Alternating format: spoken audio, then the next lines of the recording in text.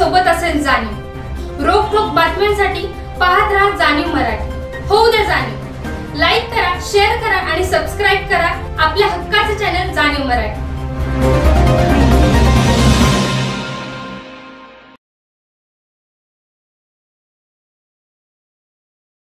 श्रीमंत छत्रपती उदयनराजे भोसले मित्र परिवार आणि युवा शक्ती प्रतिष्ठानचे अध्यक्ष श्री संग्रामदादा बर्गे दिशा देण्याचा हा विडा संग्रामदादा बर्गे यांनी उचललेला आहे।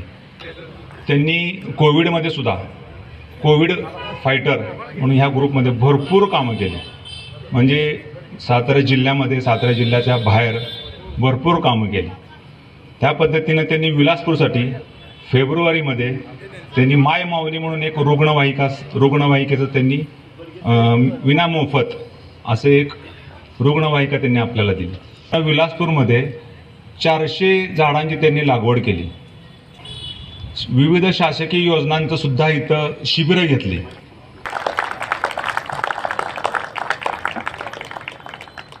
श्री भावेश भाटिया आणि त्यांच्या सुविद्य पत्नी नीता भाटिया या दोघांचंही मंचावर आगमन झालं आहे।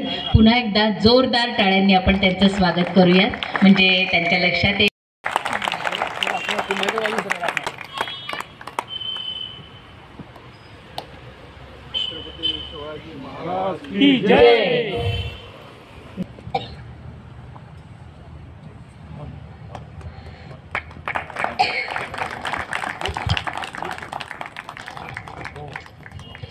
खूप स्वागत आहे सर।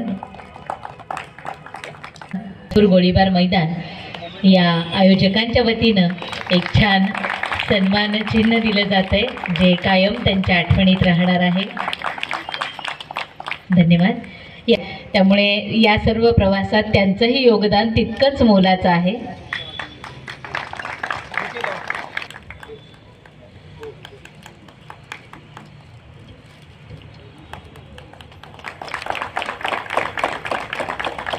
खरं तर 2-3 वर्षापूर्वी मी त्यांना 4-5 वर्षापूर्वी त्यांना एकदा भेटायला महाबळेश्वरला एका कामानिमित्त गेलो होतो आणि अचानक माझी आणि भावेजींची भेट झाली।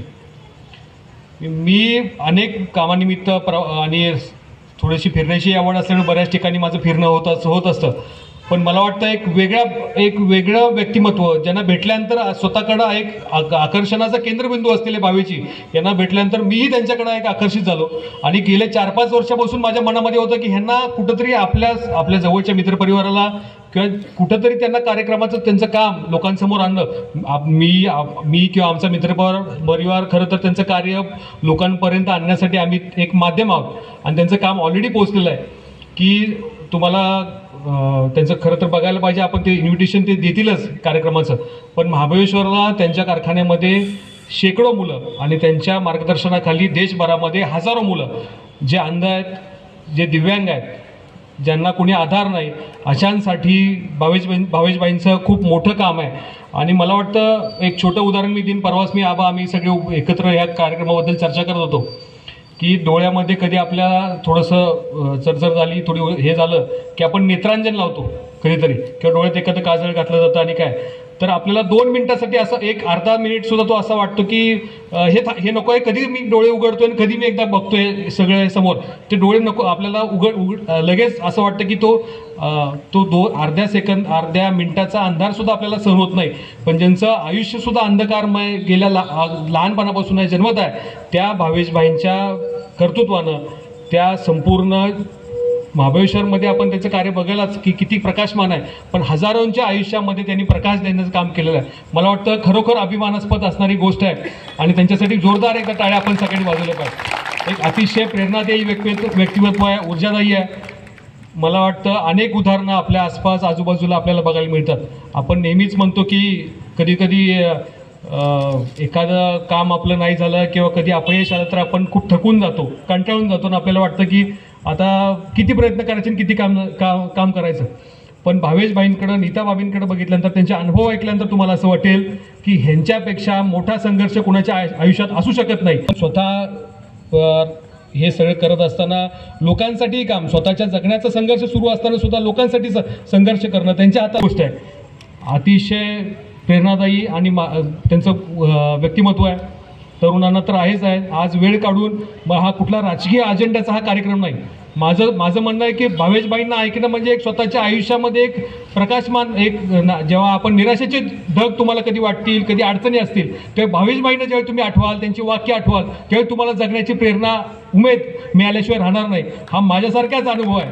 अतिशय एक काम त्यांचं की अंबानींपासून अगदी अंबानी साहेबांना सुद्धा एखादी गिफ्ट द्यायचं असेल दिवाळीचं तर ते भावेशबाईंना ऑर्डर देतात. अशा प्रकारचं त्यांचं कर्तृत्व आहे आणि खूप चांगलं काम अनेकांना. मी परवा गेलो तो भावेशबाई भाभी आपण होता आणि लेह लडाखचा एक मुलगा, लेहवरनं आलेला मुलगा ज्याला अंध आहे, त्याला कुठलं दिसत नाही, अशा त्या लेहच्या मुलाला तो वर्षातनं महिनाभर वाटतं घरी जातो लेहमधून आलेला आणि 11 महिने भावेशबाईंवर असतो.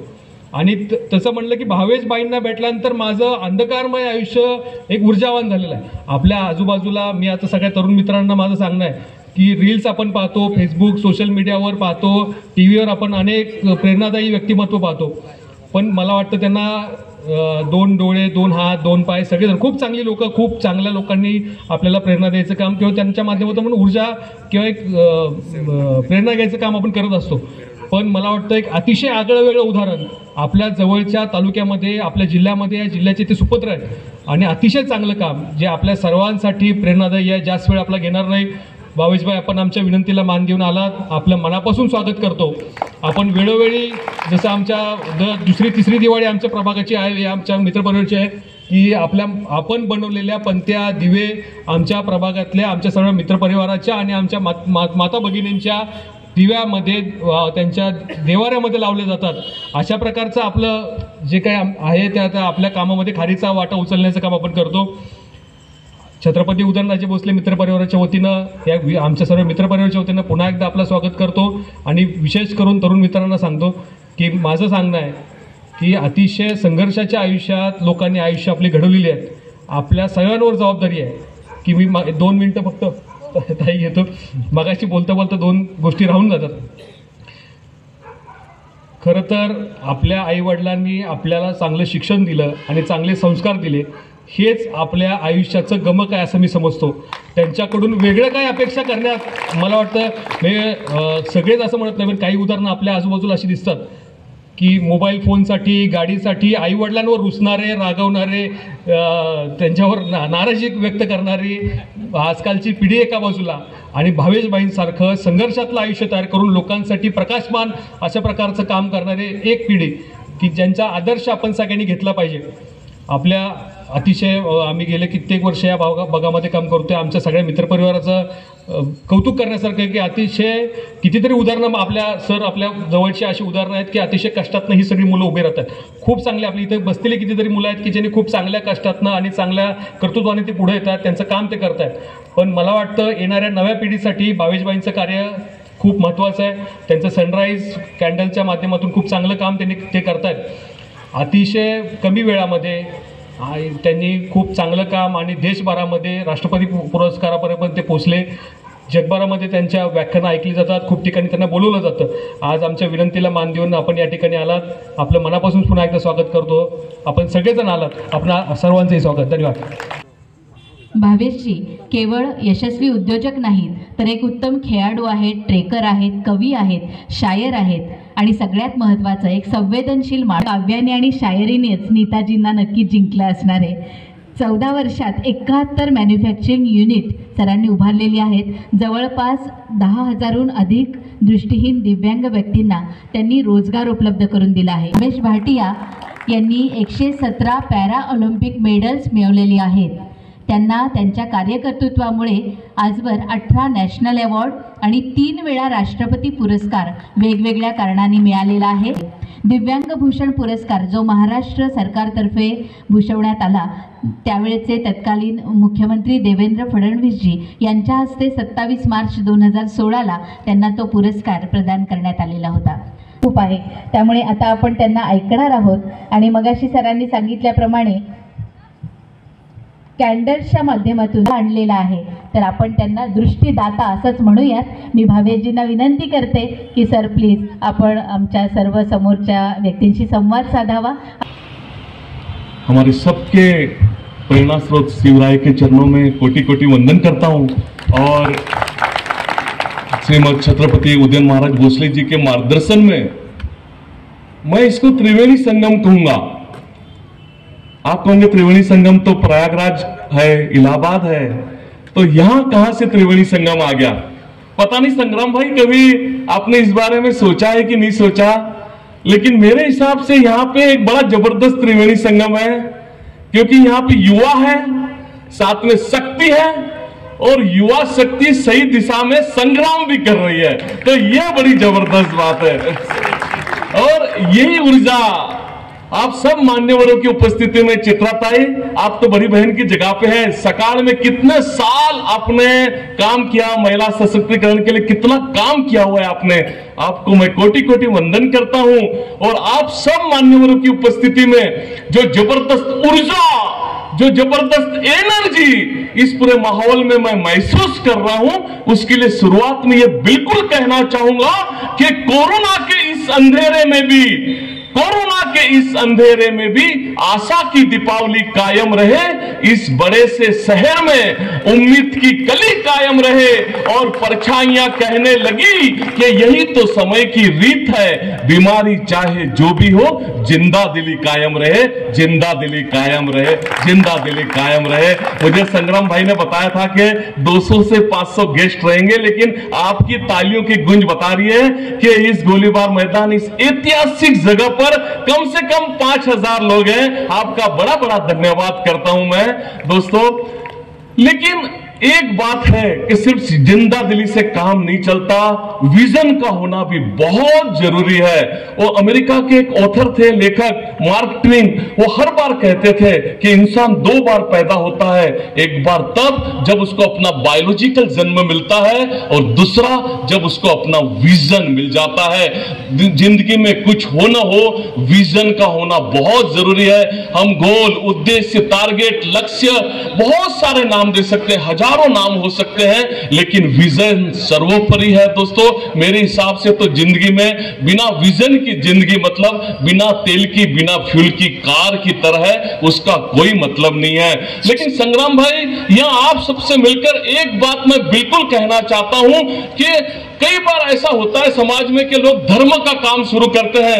ये 4, 5, 6 सालों से जब से मैंने आपको जाना, आप बड़े भाई की जगह पे हमारे ब्लाइंड मित्रों से जुड़े, मैंने ये बिल्कुल अनुभव किया कि कुछ लोग हैं समाज में जो धर्म का काम शुरू करते हैं, तब उनकी बड़ी वाहवाही होती है, बड़ी तालियां बजती है, बड़ी मीडिया कवरेज मिलती है, बड़े से अवार्ड मिलते हैं।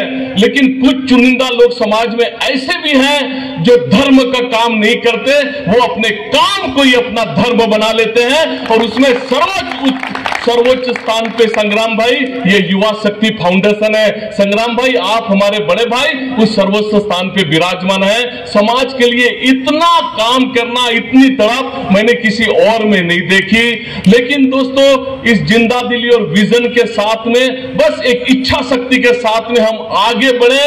आज रशिया यूक्रेन की लड़ाई का माहौल, यहाँ पे ताइवान और चाइना के इतने प्रॉब्लम्स, और चारों ओर मंदी, महंगाई, बेरोजगारी का इतना बड़ा सा माहौल बन चुका है। लेकिन आज हम दुनिया में जिसको सबसे बड़ा इन्वेस्टर कहते हैं, वॉरेन बफेट, वो वॉरेन बफेट से लेकर रॉबर्ट कियोसाकी के बड़े बड़े लोगों ने, बड़े बड़े विद्वानों ने एक ही बात कही हुई है। दुनिया की ऊंची से ऊंची इमारत के टेरेस पे खड़े रह के उन्होंने यही बात की है कि जब जब क्राइसिस आए हैं, जब जब प्रॉब्लम आए हैं, वो अपने साथ में ढेरों अपॉर्चुनिटीज भी लेके आए हैं दोस्तों। तो खरे अर्थ में ये मंदी, महंगाई का, ये बेरोजगारी का नहीं, खरे अर्थ में ये अपॉर्चुनिटी का, संधि का वक्त है। उन संधि को हम ढूंढे, और बस अपने आप को, अपने समाज को आगे लेने के लिए हम बिल्कुल अग्रसर हो जाएं। इसके लिए हर्डल्स आएंगे, तकलीफें आएंगी, परेशानियां आएंगी। ऐसा कोई भी काम नहीं है जिसमें हर्डल्स नहीं है, स्पीड ब्रेकर नहीं है। लेकिन मैं तो इन हर्डल्स और इन तकलीफों के लिए इतना ही समझता हूं कि जब जब जिंदगी में ये हर्डल्स आते हैं,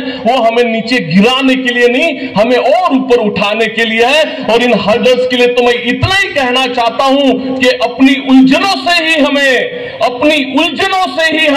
अपनी मुश्किलों के हल मिले। जैसे टेढ़ी मेढ़ी शाखों से हमें ढील और रसीले फल मिले, और उसके खारेपन में कोई बात तो जरूर होगी, तभी तो जाके सागर से हर बार गंगा जल मिले, तभी तो आज उन्होंने पूरे वर्ल्ड के साथ हमारी पहचान करानी। कितने सालों से वो हमारे दिव्यांग और ब्लाइंड मित्रों को रोजगार दे रहे हैं। वो फ्लावर बुके या कुछ मिठाइयां अपने इन परिसर में दिवाली में गिफ्ट न देते हो, कहते हैं नहीं भावेश भाई आपके ये ब्लाइंड मित्रों के बनाए हुए प्रोडक्ट है, वही हम खरीद कर यहाँ पे सबको गिफ्ट देना चाहेंगे। और संग्राम भाई उन तमाम सैकड़ों मेरे दिव्यांग और ब्लाइंड मित्रों की तरफ से आज ये मंच भी है और मुझे मौका भी मिला है। मैं आपकी बड़ी कृतज्ञता के साथ बड़ा धन्यवाद करता हूं कि आपने हमारे ब्लाइंड मित्रों को इतना काम दिया। युवा शक्ति फाउंडेशन के माध्यम से तो दिया ही दिया, लेकिन आपने व्यक्तिगत तौर पर भी हमारे इन ब्लाइंड और दिव्यांग मित्रों को कितने ही सालों से आप उनको काम दे रहे हैं। दोस्तों तो ये जो ग्राहक वाली मैं बात कर रहा था कि एक इंडिविजुअल ग्राहक आपको किन ऊंचाइयों तक लेके जा सकता है, लेकिन यहाँ पे स्वर्णताई उस हैंड कार्ड पे एक बात ऐसी घटी जिसने मेरा पूरा जीवन ही बदल के रख दिया। नवनीताई उन दिनों में उस हैंड कार्ड पे प्रोडक्ट बेचता था, अकेला था, और उन दिनों Neeta as a tourist Mahabaleshwar आई हुई थी, काफी रिच परिवार की इकलौती वारिस। मुझे वहां पे अकेला हेल्प करने की अपनी इच्छा व्यक्त की। टूरिस्ट सीजन भी अपनी जोरों में थी, तो रोज शाम को आकर नीता जी मुझे उस हैंड कार्ड पे मदद करने लगी। आ गया, लेकिन इस प्रस्ताव के पीछे उसने जो बात कही, आज एक एक शब्द मुझे आज भी याद है कि भावेश मैंने बचपन से सिर्फ पैसा देखा। अक्सर लड़कियों के ब्याह बड़े घर में कर दिए जाते हैं, बड़ा घर मतलब ज्यादा पैसा। मुझे पैसों के सिवा कोई बात ही समझ में नहीं आई, लेकिन यहाँ 18 दिन आपके साथ इस फुटपाथ पे काम करके मुझे खरे अर्थ में अब मेरा जिंदगी का विजन मिल चुका है। आज के दिन को याद करना, आज युवा शक्ति के फाउंडेशन के इस प्रोग्राम को याद करना, और साथ साथ में चाबी के उस गुच्छे को भी याद कर लेना जिसमें 40, 50, 60 कितनी भी चाबियां हो सकती है, लेकिन कई बार दोस्तों उसकी आखिरी चाबी भी ताला खोलती है। तो अंतिम क्षण तक हम प्रयत्नशील रहे, आज नहीं तो कल सफलता बिल्कुल हमारे कदमों को चूमेंगी। और इस मन से जो ये हताशा डिप्रेशन के माहौल में बैठे हैं, उन तमाम मित्रों को मैं कह देना चाहता हूं कि होके मायूस न कभी ढल जाना, होके मायूस न कभी ढल जाना। शाम के अंधेरे की तरह जीवन एक सुबह है, रोज उगते रहो भोर के सूरज की तरह। हर दिन एक नया दिन, एक नई सुबह, जो बीत गया हम उसको डस्टर से साफ करें और एक नई उम्मीदों के साथ में हम वापस उस एम्प्टी ब्लैक बोर्ड पे स्वर्ण अक्षरों से अपना जीवन लिखने की शुरुआत करें। दोस्तों उनके साथ मैंने 97, 96 में 26-27 की उम्र में वापस खेलना शुरू किया। मुझे बचपन से गोला फेंक, थाली फेंक, भाला फेंक ये मेरे पसंदीदा खेल थे, शॉट पुट, डिस्कस, जावलियन।